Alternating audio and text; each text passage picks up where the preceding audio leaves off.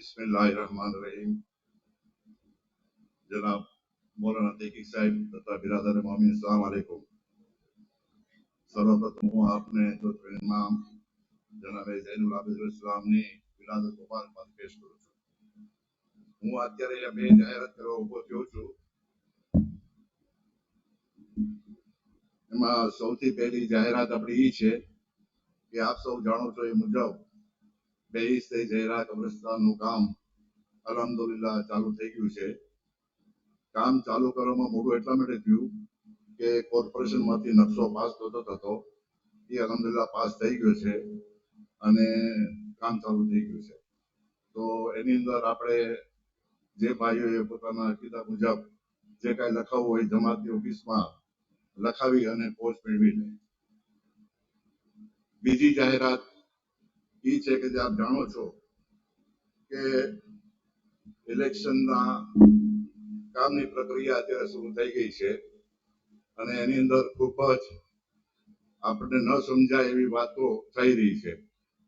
એટલે આજે અમે લોકોએ એક એવું આયોજન કરેલ છે કે જે લોકો ઘરે ઘરે આવવાના હતા એ આવશે, પણ એ પહેલા આપણે આપણા ઇલાકા વાઇઝ એના જે કોઈ અધિકારીઓ છે જેને બીએલઓ કહેવામાં આવે છે એ બીએલઓ ને આપણે આપણા એરિયામાં બોલાવી અને એને આપણે જે કાંઈ વસ્તુની ડિમાન્ડ વાત છે એ આપણે એને પૂરી કરી દઈએ તો આપણું કામ જલ્દી આસાનીથી પતી જાય। તો સર્વપ્રથમ આ રવિવારે આપણે આંબા ચોક અને આંબા ચોકના વિસ્તારોવાળા માટે ઓફિસરને અહીંયા બોલાવેલ છે અધિકારીને, અને ઇન્શાઅલ્લાહ જોહર નમાજ બાદ એ આપણી સાથે બેસશે અને એની શું શું જરૂરિયાત છે અને કેમ પ્રક્રિયા કરવાની છે એની જાણકારી આપશે। પણ એ જાણકારી આપે એ પહેલા હું આપને એની જાણકારી લઈ લીધી છે એ તમને આપી દઉં, જેથી કરીને જ્યારે આપ અહીંયા આવો ત્યારે શું શું સાથે લાવવાનું છે। પહેલા તો જે લોકો અત્યારે ભલે ઉજાવળમાં કે આંબા ચોક વિસ્તારમાં ન રહેતા હોય પણ આની પહેલા જો રહેતા હોય અને એનું ચૂંટણી કાર્ડ એનું રાશન કાર્ડ ન ફર્યું હોય તો એને પણ અહીંયા ખાસ હાજર રહેવાનું છે। અને બાકીના એરિયા માટે પણ વાતચીત ચાલુ છે। શિશુવિહાર છે, દેવબાગ છે, કુમારવાડા છે, જ્યાં પણ આપણે ગોઠવવાની પ્રક્રિયા ચાલુ રાખી છે। ઇન્શાઅલ્લાહ એ બી થઈ જશે। હવે આમાં સાથે શું રાખવાનું છે એની અંદર સૌથી પહેલા તો તમારો ન્યૂ ફોટો જોશે। જૂના ફોટા હશે તો નહીં ચાલે, એટલે લેટેસ્ટ 2-4-6 મહિનામાં પડાવેલા હશે તો ચાલશે, પણ એવું ન થાય કે ભાઈ 10 વર્ષ જૂનો ફોટો છે, 15 વર્ષ જૂનો ફોટો છે, નવો ફોટો રાખવાનો છે। બીજું, જ્યારે આવો ત્યારે ફોટો લાવવાનો, સાથે ચૂંટણી કાર્ડ લાવવાનું, આધાર કાર્ડ લાવવાનું, અને જેની ઉંમર 40 વર્ષ છે એટલે કે 40 વર્ષની આસપાસ છે એ લોકોએ પોતાનું બર્થ સર્ટિફિકેટ સાથે લાવવું જરૂરી છે।